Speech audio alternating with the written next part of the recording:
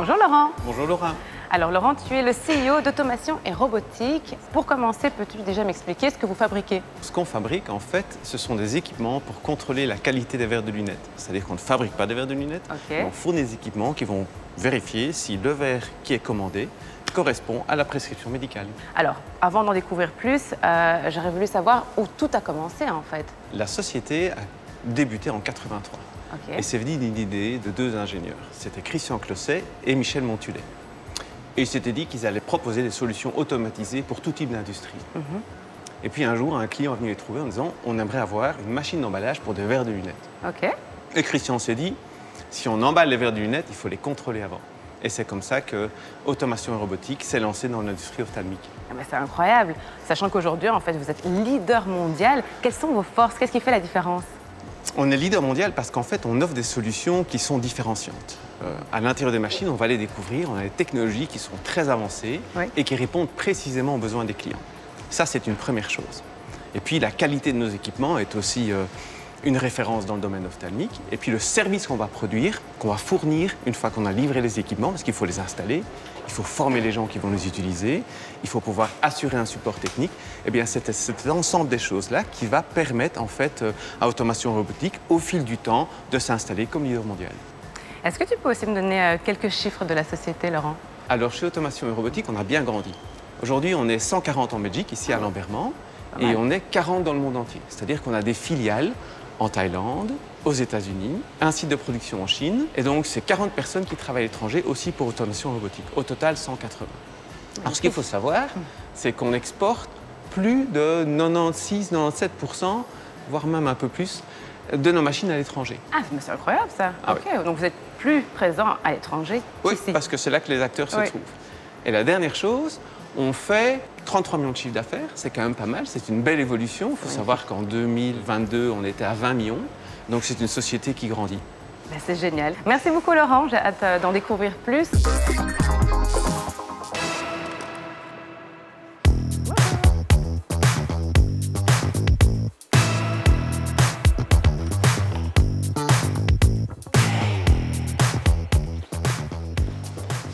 Salut Pierre. Salut Laura. Je peux t'embêter un tout petit peu? Oui, il n'y a pas de problème. Alors Pierre, tu es électromécanicien ici dans l'atelier.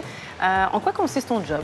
Mon job consiste à monter les machines, les câbler et à veiller à ce que tout soit bien fait en respectant les plans. On peut avoir des plans 3D ici avec des animations, des plans 2D et alors on a les plans électriques et comme ça on sait mettre les bonnes vis, les bons câbles au bon endroit. Et toi, ça fait combien de temps que tu travailles ici? Moi, ça fait 15 ans que je travaille chez Automation et Robotics. 15 ans, c'est déjà pas mal, hein? Est-ce que tu trouves qu'au fil des années, le métier a évolué? Le métier, en tout cas le mien, reste le même parce qu'on continue à monter les machines avec les principes mécaniques finalement de base, si je peux dire. Mais on a quand même dû s'habituer à l'évolution de l'informatique, des softwares, la miniaturisation des composants, le design aussi qui peut changer certaines fois. Donc oui, on est quand même en constante évolution sur beaucoup d'équipements et beaucoup de matériel. Et il faut une formation particulière pour travailler ici? Il faut un bagage quand même minimum électrique, mécanique, ça c'est vraiment bien.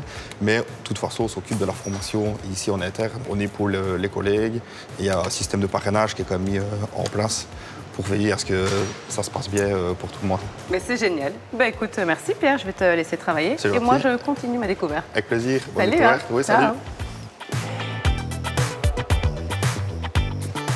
Hello Martin. Salut Laura. Ça va? Ça va et toi? Très bien. Alors dis-moi, c'est quoi ton job à toi? Alors moi, mon job, c'est de partir chez les clients pour faire des réparations et des maintenances de machines, principalement. Ok. Et tu as suivi une formation particulière pour faire ça? Alors pour faire ça, moi je sors de bachelier en électromécanique à Inalux, ici à Seraing. Et puis après, je suis venu travailler ici et je me forme sur le terrain, donc dans l'entreprise. Ouais, et la formation en elle-même, elle se passe comment? C'est une demi-année où on part, on reste principalement en Belgique et on va de temps en temps faire un voyage avec des techniciens qui sont formés. Et puis après, la deuxième partie de l'année, on voyage beaucoup plus et là on apprend vraiment ce que c'est le métier de technicien de maintenance. L'entreprise m'a proposé de partir 3 mois aux États-Unis, dans la filiale aux États-Unis. Comme ça, je continue à apprendre le métier et en même temps, j'apprends les langues. Ah ben c'est génial, donc 2 ans en 1 quoi. Oui, 2 ans en 1. Super. Et ta prochaine destination, c'est quoi? Alors ma prochaine destination ici, c'est la Hongrie. Je pars dans 2 semaines.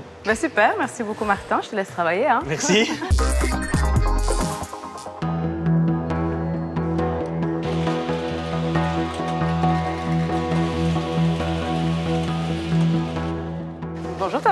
Bonjour Laura. Alors Thomas, tu es le directeur de la recherche et du développement ici à Automation et Robotique. Alors comment démarre le projet d'une nouvelle machine? On part d'abord du besoin du client. On a une équipe d'une dizaine de personnes avec des gens très pointus qui travaillent sur les technologies. Ça peut être des physiciens, des mathématiciens. La plupart ont des doctorats, donc c'est vraiment des gens très pointus. On a des gestionnaires de projets, de produits. Et puis on a des équipes composées de développeurs software, de concepteurs mécaniques, électriques, électroniques, automation, toutes les compétences requises pour pouvoir en fait développer une nouvelle machine pour nos clients. C'est vrai que votre département est super important pour le développement de la société. Il y a des nouveautés tout le temps. On ne s'en rend pas compte, mais il y a des nouveautés tout le temps. Je te donne un exemple. Est apparu sur le marché des verres qui permettent de ralentir l'apparition de la myopie chez les enfants. Mais ces verres ont une constellation de micro-lentilles, donc ils sont assez différents des verres habituels. Et là, on a besoin des équipes d'innovation pour faire évoluer nos technologies et pouvoir s'adapter à ces nouveaux produits. Et je me demandais aussi, est-ce que l'intelligence artificielle vous aide déjà? Alors pour certaines applications, oui. Il y a une partie dans le contrôle qualité qui est toujours manuelle.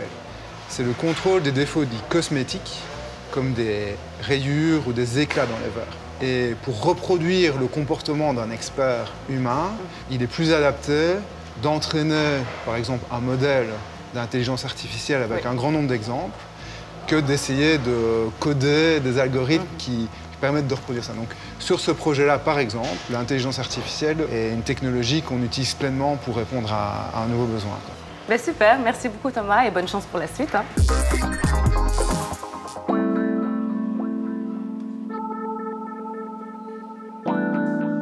Bonjour Sandra. Bonjour Arnaud. Bonjour Laura. Alors Sandra, tu es directrice des ventes ici à Automation et Robotique et quand même leader mondial, donc j'imagine que ça doit être un sacré challenge.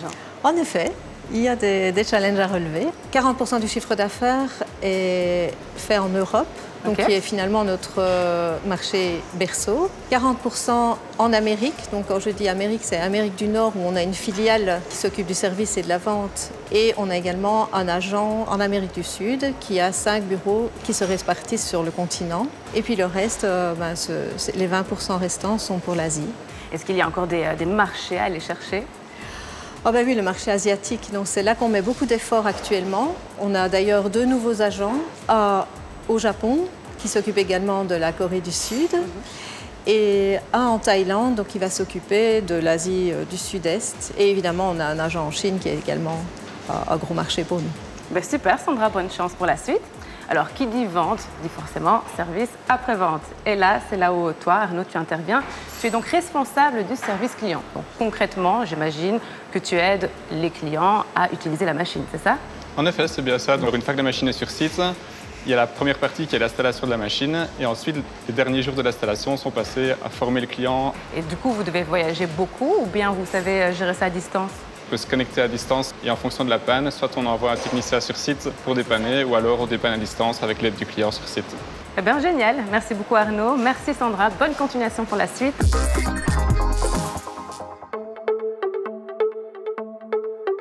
Alors Laurent, on se retrouve. Benoît nous a rejoint. Bonjour Benoît. Bonjour Laura. Alors aujourd'hui, Automation et Robotique est leader mondial, mais vous n'êtes pas vraiment connu du grand public. Par contre, il y a quelques années, vous avez quand même fait parler de vous. Benoît, est-ce que tu peux m'expliquer ce qui s'est passé? Oui, en effet, notre fondateur Christian, à l'époque, il a voulu prendre sa retraite, mais il voulait absolument garder les valeurs et l'esprit d'AR. Il a été contacté par plusieurs grands groupes financiers pour reprendre la société, qui ne matchait pas du tout avec le projet. Et il s'est dit, une idée un peu folle, je le vendrais peut-être à mes employés. Donc voilà d'où est né AR Partners, qui est la société créée pour le rachat des parts aux fondateurs. Alors aujourd'hui, donc, les employés possèdent des parts de la société. C'est quand même assez fou, ça. Oui, en fait, actuellement, nous avons 32% des parts de la société AR grâce à l'investissement de chaque personne. Plus ou moins une centaine d'employés sont actuellement dans le projet. Chaque année, les employés peuvent souscrire de nouvelles actions. OK. Et est-ce qu'on peut quand même connaître le prix d'une action? En fait, à l'heure actuelle, elle est aux alentours des 22 €. Au début du projet, elle a été à 10. Et avec l'évolution de la société, on est arrivé à 22 €. En fonction des qualités de chacun, tout le monde s'investit. Ouais. Et c'est pas partout qu'on voit des sociétés qui font ce genre de projet. Donc on peut être fier de ça, je pense. Oui, en effet. Laurent, toi qui es CEO de la société, c'est aussi spécial finalement d'être CEO d'une société où les employés ont des parts de la société. Ce qu'on espère, c'est que les gens prennent cette posture d'intrapreneur. J'aime bien ce mot-là, l'intrapreneur. Et donc, ça nous appelle à réfléchir complètement, de manière générale, l'organisation de la société pour pouvoir permettre plus d'autonomie, plus d'impact. Et ça au quotidien. Et donc, ce n'est plus le CEO qui est appelé à tout connaître, à travailler sur la stratégie, à prendre les décisions, mais à aller chercher en fait le potentiel de chacun. Parce que c'est une manière de construire l'entreprise, de la compagnie de manière un peu différente.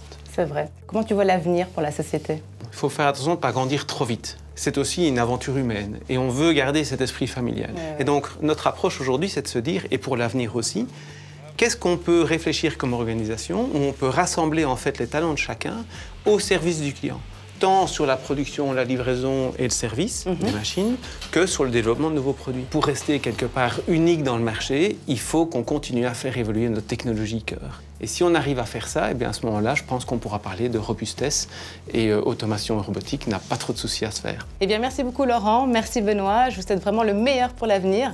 Et quant à nous, on se retrouve la semaine prochaine pour découvrir une nouvelle pépite wallonne. Ciao.